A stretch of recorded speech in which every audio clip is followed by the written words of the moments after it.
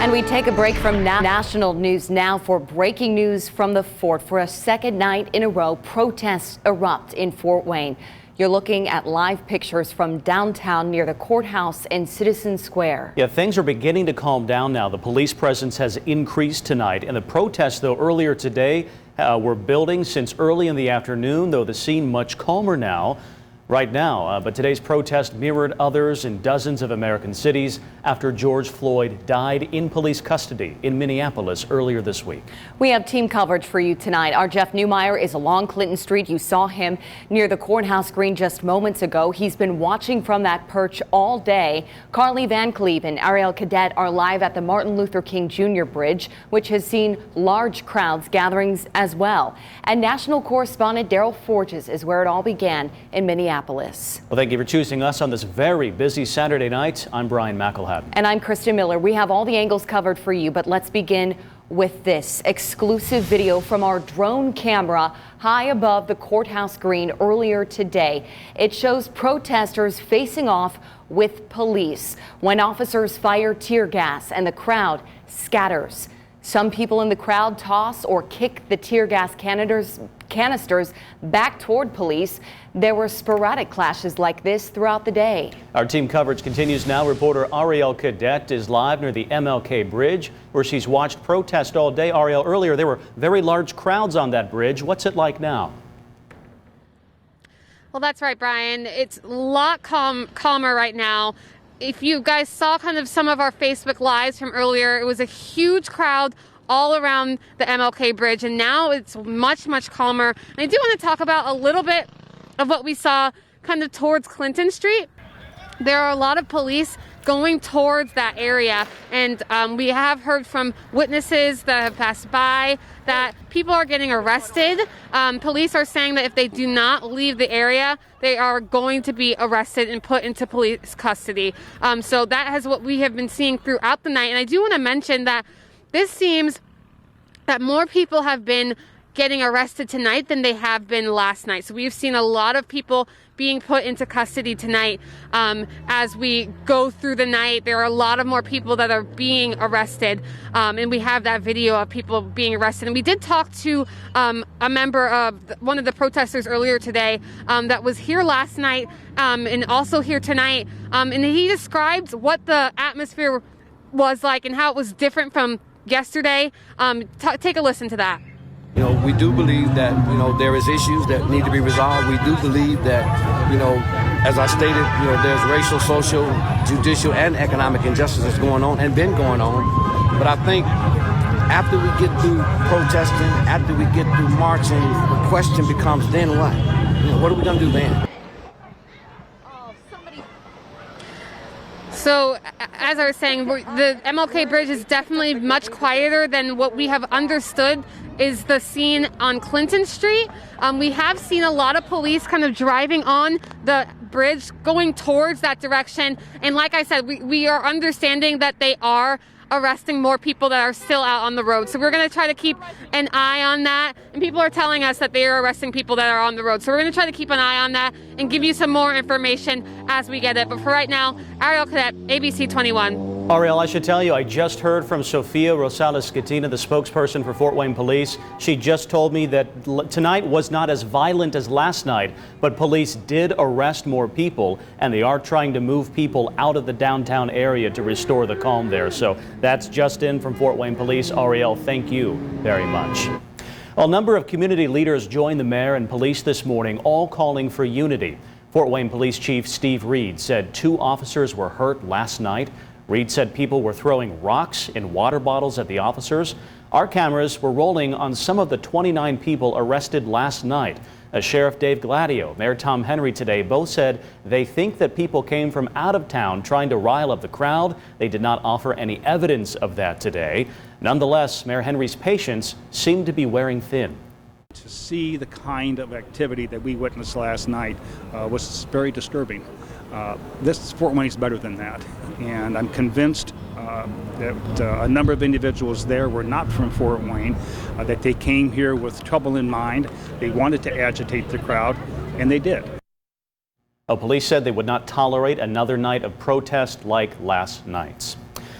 Well, now is a good time for perspective from a well-respected voice and a faith leader in our city. Reverend Bill McGill of the Imani Baptist Temple is on the phone with us tonight. He was at the mayor's news conference earlier today. And Reverend McGill, we heard from you just days ago when you shared your reaction to George Floyd's death. You talked about pain.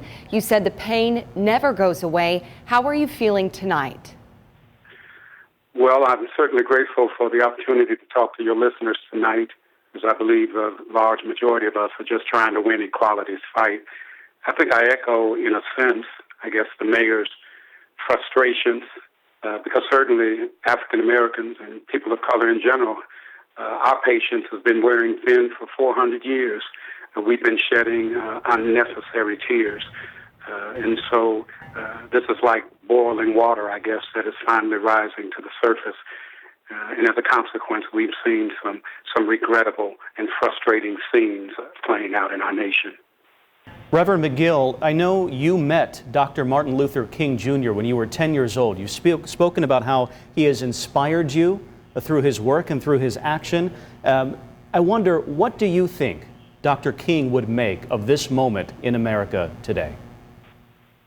Well, I think that Dr. King would reflect on similar moments, whether it was Edmund Pettus Bridge, where Congressman John Lewis and others were beaten within an inch of their lives, but they continued to move forward in a very nonviolent way. They were willing to risk going to jail, which is something not many of these individuals are willingly doing. They are being arrested. In the nonviolent context, they would have come to the bridge and perhaps just laid down, and it would never have gotten to this level of anguish. But Dr. King would not be happy. He remained a person of dignity and civility and humility, even until his untimely and tragic death. So I think that his body of work would reflect that he would not think that this is an adequate or an appropriate response to the frustrations of our young people. We have seen the video of members of the 10-Point Coalition going into the crowds, talking to protesters. What is the message, Reverend McGill, that you are hoping protesters will hear and will take and will do in their actions starting tonight? Well, I would hope, again, that calmer minds would win out. This is a critical year in the life of not only our nation but the world. This is 2020. It's supposed to be the year of clarity. And if indeed our nation's vision is going to be perfected, then all of our citizens must feel loved and respected. I mean, let's be clear. It was certainly disheartening to see those senseless acts of vandalism and pent-up aggravation, but let's not allow bad actors to overshadow the reality of George Floyd's assassination. I was thinking as the sheriff spoke today, Crime Stoppers always encourages us that if we see something, we should say something. And we all saw a very disturbing and irrefutable murder played out in living color. And so let's balance the two against one another. And while it has been an inappropriate response, that's the fruit. Let's go back to the root and let's not forget, amen, that George Floyd's life was needlessly, senselessly snuffed out. Had that not happened, we'd not be here today. Reverend, you've talked about reflection tonight, the need for unity. You spoke to me earlier in the evening about your church and other faith communities working together for a community prayer service. Can you tell us any more about that tonight? Certainly, and I understand that ministers met after the meeting in press conference this morning. I was not able to stay because I had a funeral at our church, but a number of local pastors thought that it would be appropriate for us to have just a quick public prayer position as we come to the end of the week or the beginning of the week, however you look at it, to try to provide some measure of faith witness in this. So we are not in any way trying to co-opt something that will happen in the not-too-distant future in a large ecumenical sense, but we just thought that since protesters could quickly draw their resources together to protest publicly, then we ought to garner our resources together just as quickly and pray publicly. So we'll be gathering at the Imani Baptist Temple tomorrow evening. That's 2920 Indiana Avenue. At 7 o'clock p.m. we'll gather, and then we will walk just one block to Lutheran Park, and it is there that we will connect together in circles, at least arm's length apart, to provide for social distancing, and just have 30 minutes of prayer and reflection, poems from a large breadth of our faith community. And individuals are encouraged to come and to share in this moment. Well, Reverend McGill, we wish you peace and safety tomorrow in that, and we thank you for your reflection and for your time tonight. We thank you, and we pray God's peace upon our community. Thank you. Let's take you live back downtown now. That is where our Jeff Newmeyer is, and he's been providing video and reports from the area in downtown all evening. Yeah, Jeff, are police still pushing people out of that area tonight? Yeah, they are, Brian, Krista. They've kind of indicated we're in this area. We're standing on Wayne Street with the Citizen Square sign over my shoulder here in the last few minutes. I've heard some of the officers saying, look, get out of the downtown area or you could be subject to arrest. Of course, it has been a very long day. 2 o'clock today when the protests started outside the Allen County Courthouse. Very quiet, really, for the most part, about the first 3 hours. Around 5:15, tear gas was used by the officers down here to try and get protesters out of Clinton Street. They were kind of blocking traffic there. A little later on in the evening, there was another instance of tear gas being used, and that was down Clinton and Berry Street. Some of the officers being pelted with plastic bottles of water down there. And right now, I'm going to take you back, if you can, come back to us here for the scene. We're on Wayne Street, and there's a line of cars backed up here at the light. Cars honking their horns. Some of the people that are kind of leaning out of the windows, yelling right now.